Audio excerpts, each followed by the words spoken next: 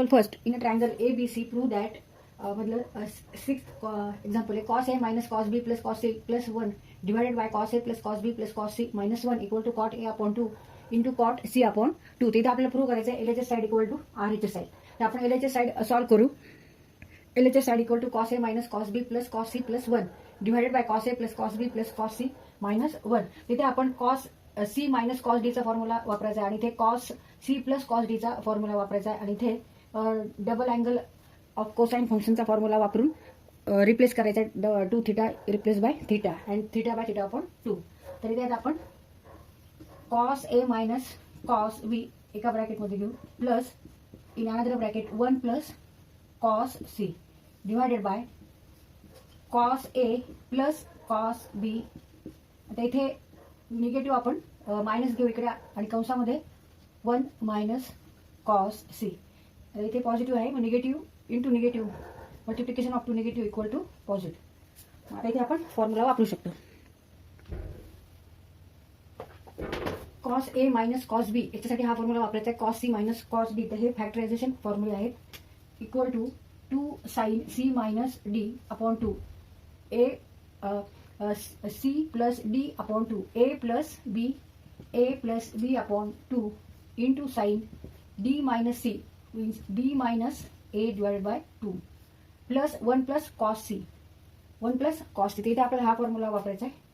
तर हा फॉर्म्युला आपण इथून cos 2 थीटा वरून काढलेला आहे. Double angle of cosine function cos 2 theta equal to 2 cos square theta minus 1. Therefore 2 cos square theta equal to 1 plus cos 2 theta. Now replace theta by theta upon 2 and 2 theta by theta. Therefore 2 cos square theta upon 2 equal to 1 plus cos theta. Now here theta is C. Therefore 2 cos square C upon 2.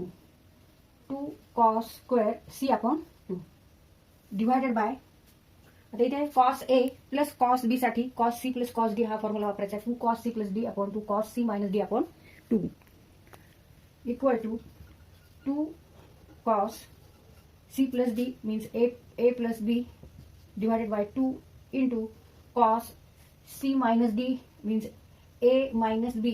Here C equal to A and D equal to B divided by 2 minus now 1 minus cos C. 1 minus cos C equal to 2 sin square. Here theta equal to C. Therefore 2 sin square C upon 2. तर इथे सुद्धा आपण हा जो formula तयार केला हा double angle of cosine function cos 2 theta equal to 1 minus 2 sin square theta. cos 2 theta is also 2 cos square theta minus 1 आणि cos 2 theta equal to 1 minus 2 sin square theta also. मग ह्याच्यावरून आपण 2 sin square theta equal to 1 minus cos 2 theta. Now replace 2 theta by theta and theta by theta upon 2. Therefore 2 sin square theta upon 2 equal to 1 minus cos theta. किंवा तुम्ही हे फॉर्म्युले पाठ करायचे.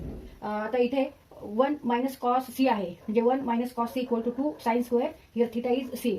2 sin square C upon 2. 2 sin square C upon 2. इथे 2 sin A plus B upon 2. A plus B च्या ऐवजी आता आपल्याला काय ठेवायचं आहे. In any triangle sum of 3 angles of measure of 3 angles of triangle equal to 180 degree means pi. Therefore A plus B equal to pi minus C. इथे आपल्याला A plus B equal to pi minus C ठेवायचं. A plus B equal to pi minus C म्हणजे ते आलेले angles तयार होतील. मग 2 sin pi minus C divided by 2 into sin B minus A upon 2 plus 2 cos square C upon 2 divided by 2 cos pi minus C upon 2 into cos A minus B upon 2 minus 2 sin square C upon 2. Pi minus C upon 2 means what? Pi upon 2 minus C upon 2. Pi upon 2 minus C upon 2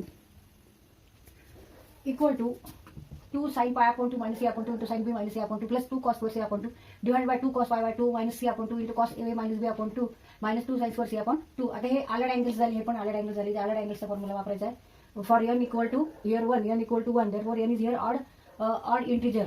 sign function साठी sine in pi n pi by 2 plus minus theta equal to plus minus cos theta.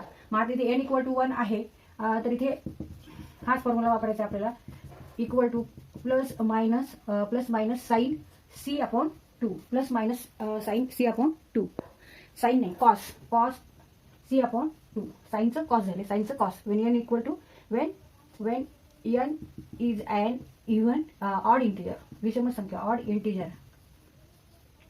आता plus minus sine कशावर depend आहे, तर हा angle कोणत्या क्वाड्रंटमध्ये आहे ते बघायचं. Pi by 2 means what 90 degree, 180/2 means 90 degree, and in first quadrant all trigonometric functions are positive.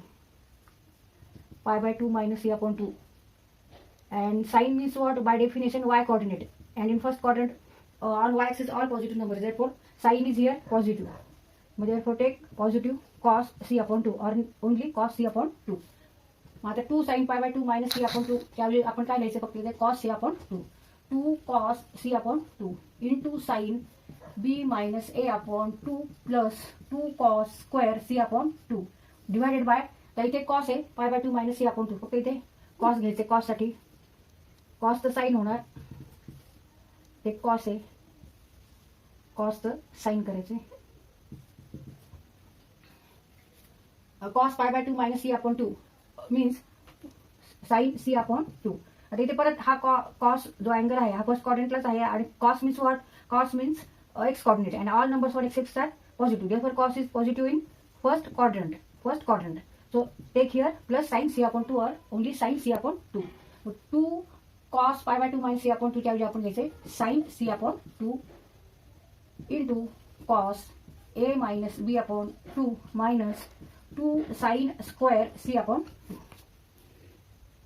आता इथे cos c/2 आहे आणि इथे cos square c/2 आहे, इथे sin c/2 आहे, इथे sin square c/2 आहे, तर आपण हे कंसाच्या बाहेर घेऊ. ते 2 कट होतील, 2 कट होतील का बघा एकदा. इथे आपण 2 cos c/2 कंसाच्या बाहेर घेऊ. कंसामध्ये remaining terms sin b minus a/2 plus 2 आपण कंसाच्या बाहेर घेतलेले, मग cos c/2 इथे स्क्वेअर आहे, मग cos c/2 into cos c/2 means cos square c/2 divided by 2 sin